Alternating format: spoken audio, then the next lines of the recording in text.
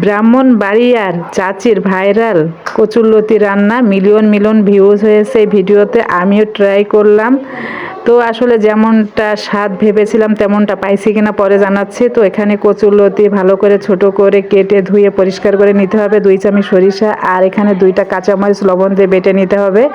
তো কচুরলতি পরিষ্কার করে ধোয়ার পরে এই যে স্বাদ মতো লবণ আর এখানে সরিষা বাটা, মরিচ দিয়ে আর এখানে পরিমাণ মতো হলুদ দিয়ে এটা ভালোভাবে মাখিয়ে নিচ্ছি। আর অল্প একটু সরিষার তেল অ্যাড করে নিচ্ছি, ভালোভাবে এটা মাখিয়ে নিব।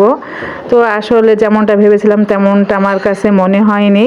তো এখানে তেলের পরে আমি এই যে কচুরলতিটা দিয়ে একটু নাড়াচাড়া করে অল্প একটু পানি দিয়ে ঢেকে দিলাম সিদ্ধ হওয়ার জন্য। 80% যখন সিদ্ধ হয়ে যাবে তখন নামিয়ে ফেলবো। এখানে কিন্তু পানি শুকিয়ে গেছে, আরও কাজ আছে, রান্না কিন্তু এখনও কমপ্লিট হয়নি।